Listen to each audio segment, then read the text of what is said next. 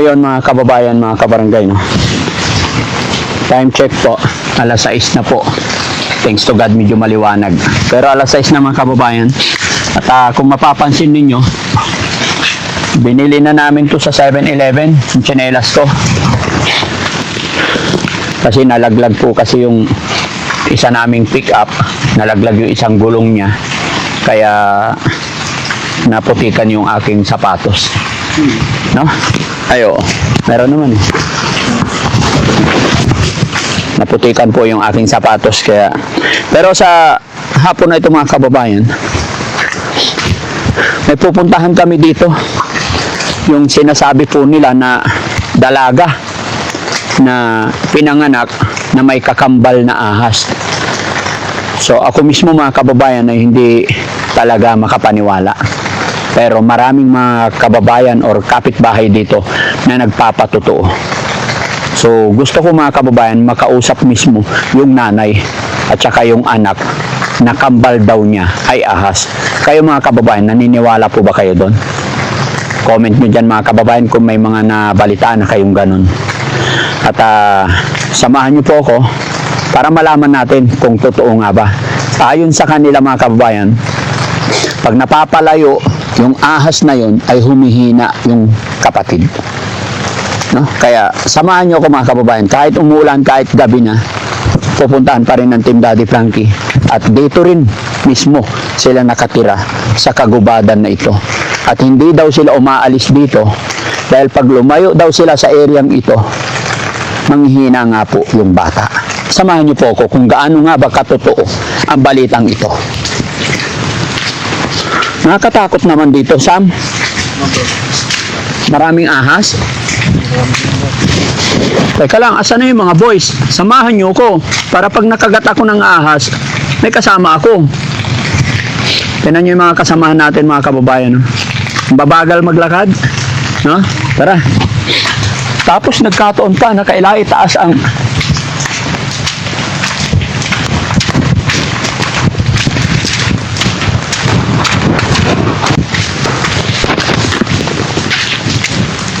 dulas ng nabili kong tsinelas.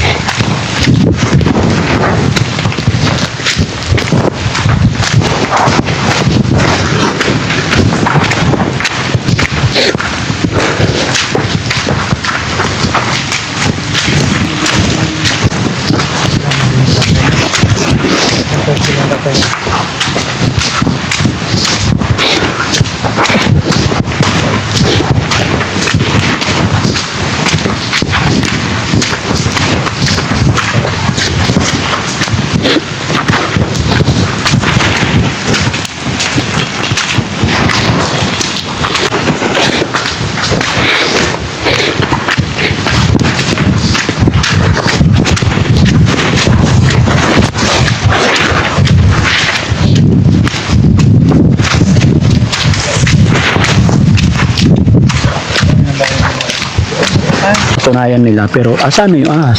Nandyan, pwede makita. Ay, hindi pwede ngayon. Ganun dapat. Dito lang ako. So, yun mga kababayan, mga kabarangay, no? Malakas ang ulan, kaya puro cellphone lang po ang gamit namin. At ito, alos mala 1 oras na lakaran. Yun nga po yung aking sinabi kanina mga kababayan. Kaya dito sila sa kabundukan dahil ayon sa sabi-sabi ng mga kapitbahay na aming napagtanungan doon sa labasan, ayaw na lang umalis sa lugar na ito dahil dito daw yung kambal. Gaano nga ba katotoan lahat mga kababayan? Samahan niyo po ko at kakapanayamin natin ngayon yung dalaga na may kambal na ahas. Kasama rin ang kanyang nanay. Tara po.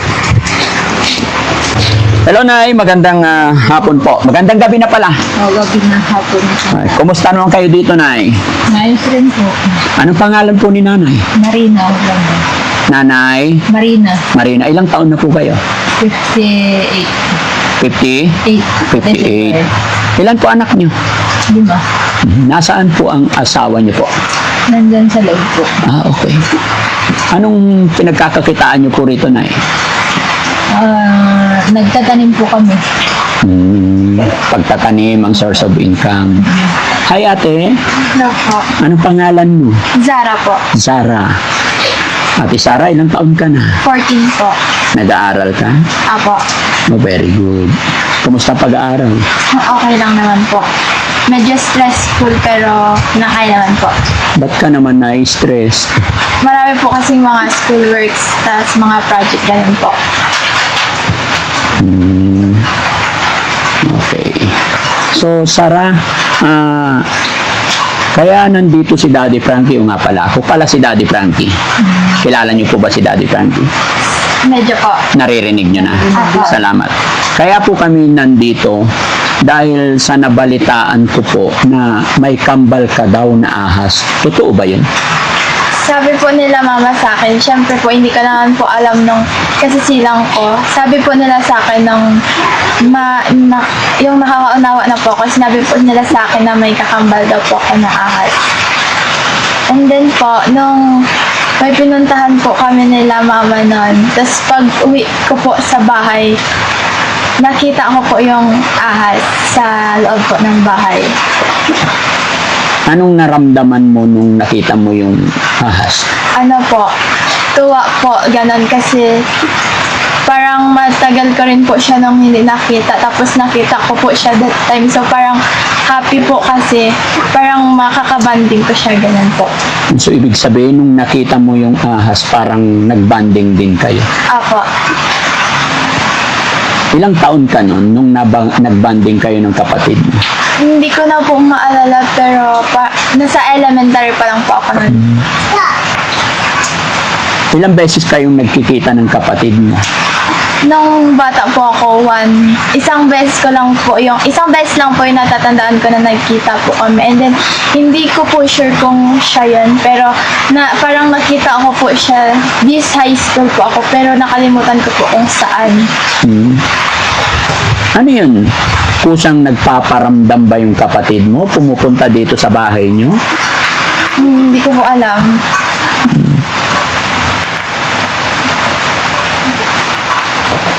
So, ibig sabihin, kung ilang taon ka ulit? 14 po. 14. Apo. So, 14 na rin yung kambal mo. Siguro po. Anong itsura nun?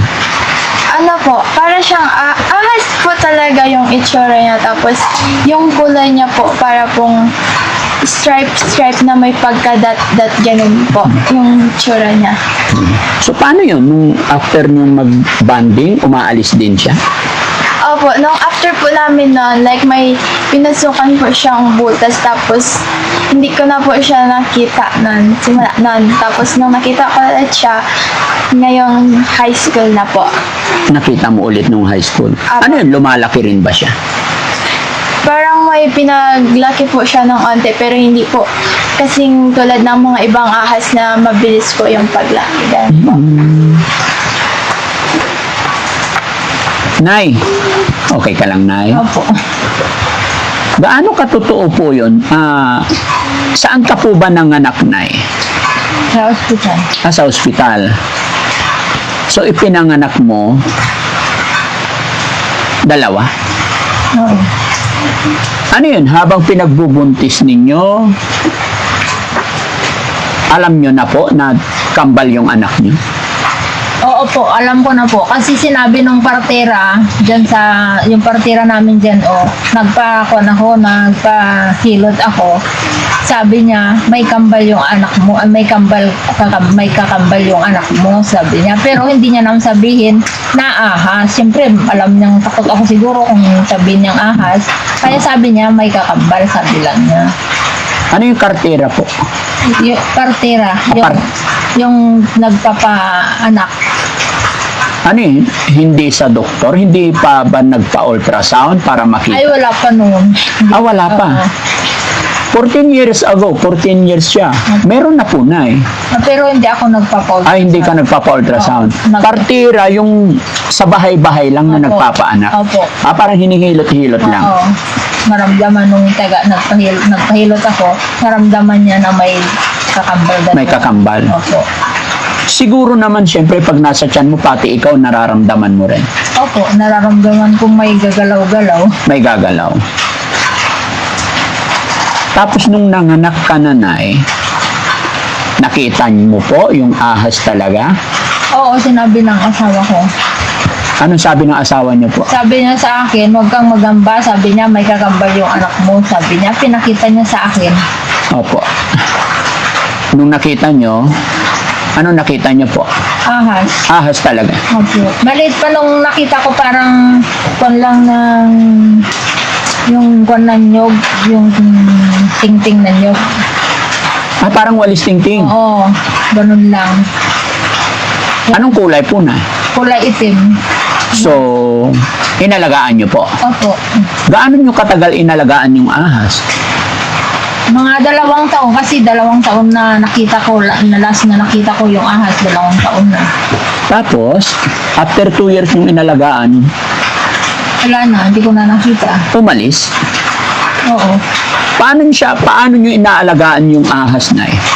Nung naanak ako, sabi, nakita namin, sabi, kumakain kami, binibigyan din namin ng pagkain niya, tapos pag nagpipiga ako ng sabaw ng dede ko, nilalagay ko sa bolak, tapos inilalagay din namin sa konong maliit siya, dahil andun lang siya sa bahay. Gaano siya katagal parang pinainom ng gatas? Mga 2 taon. 2 taon din talaga na pinakain din. Ano yun? Anong feeling po na mag-alaga ng ahas? Parang baby din? As in kung ano yung pag-aalaga nyo sa anak ninyo? Ganun din? Oo, parang kondin. Pag pupunta siya sa akin, nagpipiga ako ng sabaw ng didi ko, tapos nilalagay ko sa bulak, binibigay ko sa bunganga niya, magapos siya inom, alis na siya Saan siya pupunta po? sa butas niya, ng butas. Ah, may butas din talaga. Oo, sa bahay, sa haligi. Doon niya nilagay ng asawa ko. Hindi ba kayo gumawa ng cage Ay, hindi. para mag-steady lang siya doon? Hindi kasi sabi nila noon, kasi ang gusto ko may kids sila, kids yung ahas. Sabi Apo. naman ng mga kuwan, wag daw para, kasi pag kids mo daw yung ahas, baka pag kuwan pa, magre-rebelde daw. Oo. Kaya hindi ko na linagyan ng kids yung ahas. So, ibig sabihin, hinayaan nyo siyang maging malaya? Opo. Sabi mo na, sa ospital ka nanganak. Opo. Ano sabi ng mga doktor? Sinabi, binigay sa asawa ko kasi siyempre nanganak ako, nawalan ako ng malay. Opo. O basta sabi ng asawa ko nung namalayan ako, may kambal yung anak mo, sabi niya. Okay. So, Nay, anong pangalan ng anak niyo po? Sarah. Sarah. So, pinangalanan niyo rin yung ahas. O Maria na lang po. Bakit Maria? Babae din po ba yun? Hindi ko lang alam po, basta nilagay na lang namin na Maria kasi hindi namin alam kung babae o lalaki yung ahas. Nung after 2 years na nung hindi na siya nakita, gaano na siya kalaki nun? Ganito na, nung nakita after 2 years, ganito lang siya kalaki. Maliit lang. Opo. Sigurado ka ba, Nay, na ahas yun? Oo. Baka bulati sa tiyan. Hindi po, ahas talaga siya. Na ibang kulay niya. Alam mo po yung bulati sa tiyan, Nay? Opo. Nung bata ka, nakakita ka nun, yung bulati sa tiyan? Oh, yung kulay puti. Ang alam kong bulati, kulay puti. Mm. Yun. Meron nanganak ka rin nun, Nay? Nung bata ka pa, ng bulati? Hindi. Hindi ka napurga? Hindi. Paano mo alam yung bulati na kulay puti? Nakikita ko sa mga anak ko kasi pag napupurga sila, yun lang lumalabas.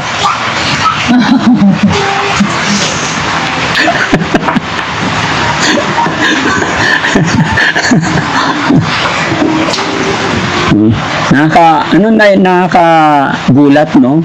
Sa palagay mo, Nay, bakit nangyari yon? Bakit nagkaroon kang anak na ahas? Ay, hindi ko lang alam po. Kasi siyempre, ahas, takot Natakot ka. naman ako maghawak sa ahas. Ahas na siya. Mm-mm. Walang kung paano. Pero takot ka sa ahas, pero sabi mo inalagaan mo siya na 2 years. Hindi, inalagaan ko na dahil sabi nga ng asawa ko, kambal ng anak ko. Di, siyempre hindi ako takot. Kasi siyempre sa isip ko, Anak mo. anak ko siya. Kaya hindi ako takot. So, ibig sabihin, minahal mo rin. Opo. Nararamdaman mo rin ba, Nay, na yung ahas is malapit sa nanay niya? Nung inaalagaan mo siya? Oo. Pag natutulog itong anak ko, pag saan ko pinapatulog, nandun yung ahas nakaikot-ikot ng ganyan. At tumatabi rin sa kapatid niya. Opo.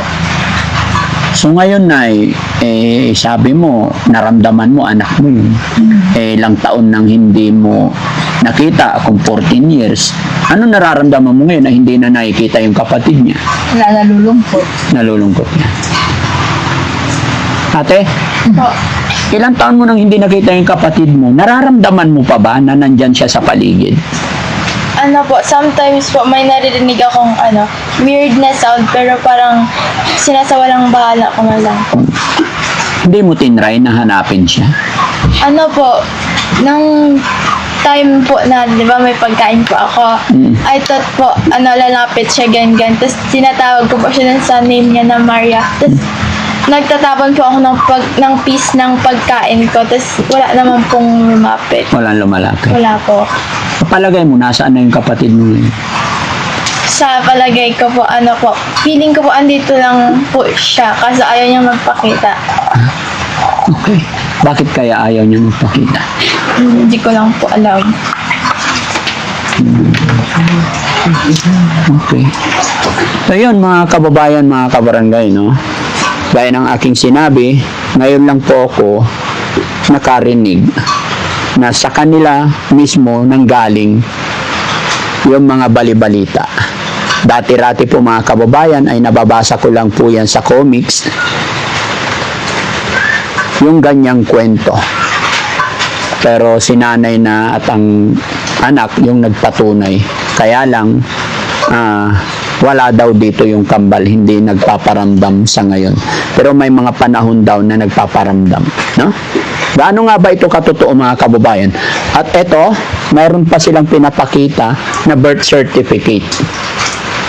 Nay, na ano rin ba, Nay? Kasama rin ba sa birth certificate? Ano rin yung bata, yung ahas na yun? Naka-record din? Ni-record din ba sa ospital? Ni-record din yung pangalan ng bata? Parang pina-registered nyo rin ba yung kambal niya? Hindi. Ay, hindi. Bakit po? Dito na lang kami nagpabigay ng pangalan niya nung nandito na sa bahay namin. Ay, nung nakauwi na. Apo. Matanong ko pa, Nay, syempre, 5 po yung anak nyo, kanyo. Apo. Nung pinagbubuntis, pang ilan po pala siya? 5. Pang 5 bunso. Apo. So, ibig sabihin, Nay, bunso, so, maraming beses ka nang nagbuntis. Ano yung pagkakaiba nung pinagbubuntis mo yung mga panganay compare dito sa bunso na may kakambal na ahas? Anong pagkakaiba kung sa pagkakawari mo po? Parang parehas din eh. Walang pagkakaiba. Apo. Para sa akin, walang pagkakaiba. Wala kang naramdaman mga kakaiba? Wala. Kasi hindi naman, as in, siguro mararamdaman ko siguro na magkakaiba kung talagang tao yung kakambal niya. Siyempre, iba yung pakiramdam. Mabigat siguro yung tiyan. Opo. Pero yung ahas, hindi mabigat. Kaya wala akong naramdaman na kakaiba. Pare-parehas na. So, naniniwala ka ba talaga na inaahas yung kakambal ng anak mo? Oo, kasi pinakita ng asawa ko eh. Okay. Maalala mo pa ba, Nay, kung saan mo ipinaglihi itong anak mong bunso? Hindi, ganito noon. Pumunta kami sa Novetsia, bagong taon. Sabi ko sa mga anak ko, buksan natin ang mga bintana, pintuan, sabi ko, kasi malapit na ang bagong taon, sabi Opo. ko.